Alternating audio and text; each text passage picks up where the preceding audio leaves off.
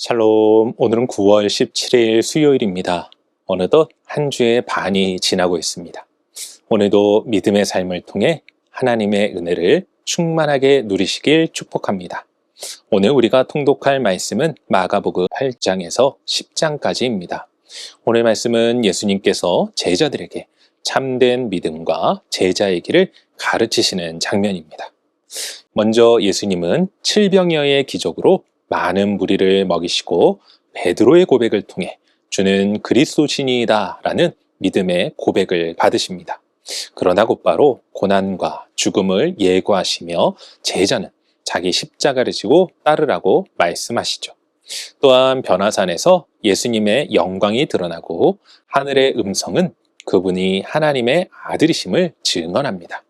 이어 예수님은 귀신 들린 아이를 고치시며 기도와 믿음이 필요함을 강조하시고 다시금 고난과 부활을 예고하시죠.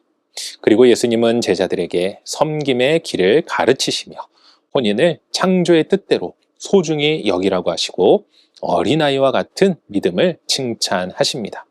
마지막으로 부자 청년에게는 재물보다 하나님 나라를 먼저 구하라 하시며 제자의 길은 섬김과 희생의 길임을 밝히십니다.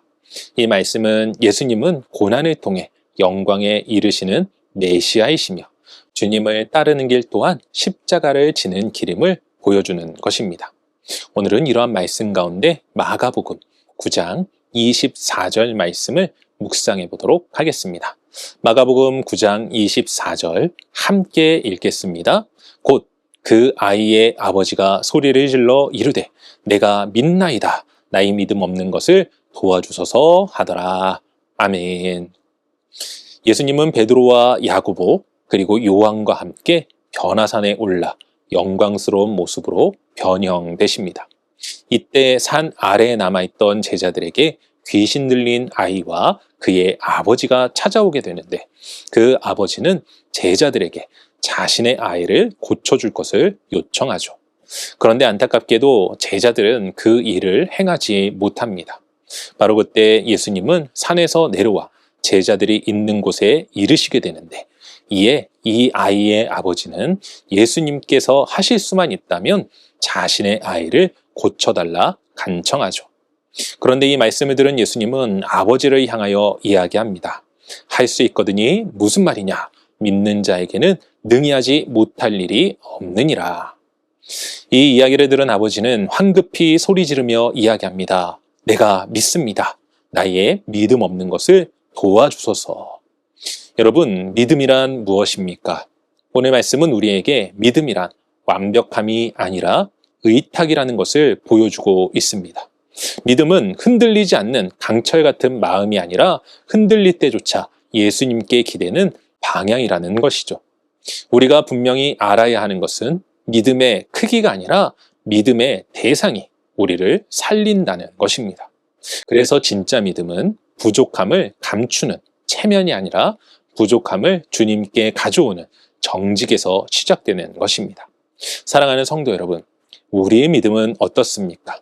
삶의 현장 속에서 발생하는 여러 가지 문제와 불안을 어떻게 믿음으로 극복하고 계십니까? 혹 자기의 연약한 믿음을 다그치며 아파하고 있지는 않습니까?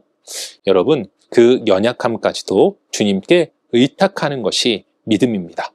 오늘 말씀 속 아버지와 같이 자신의 믿음 없음을 도와달라 구할 때 예수님의 역사는 나타납니다. 그러니 우리 모두 믿음의 방향을 분명히 하고 부족함까지도 주님께 정직히 가지고 나아가 주님의 인도하심 속에서 믿음의 승리를 경험하실 수 있기를 주님의 이름으로 간절히 축원합니다. 기도하겠습니다. 사랑과 은혜가 충만하신 아버지 하나님, 감사합니다. 우리는 연약합니다. 믿음이 있노라 하지만 늘 그 믿음은 흔들리고 좌절하며 낙심하게 만듭니다. 아버지 하나님, 이 연약한 믿음도 주님 앞에 내어 맡길 때, 우리의 연약함을 가지고 정직히 주님 앞에 나아갈 때에 주님께서 우리를 도우시고 역사하여 주시는 줄로 믿사오니 아버지 하나님, 우리의 믿음의 방향이 온전히 주님을 향하게 하시고 결단코 우리의 믿음 없음을 부끄러워하는 것이 아닌 주님 앞에 다 내려놓고 주님의 인도함을 받는 우리 성도들 모두가 되게 하여 주시옵소서. 이 세상을 살아가며 믿음으로 진정한 승리를 주시고 우리를 인도하시며 역사하시는 하나님 앞에 감사드리옵고 이 모든 말씀 우리 주 예수 그리스도의 이름으로 기도합니다. 아멘.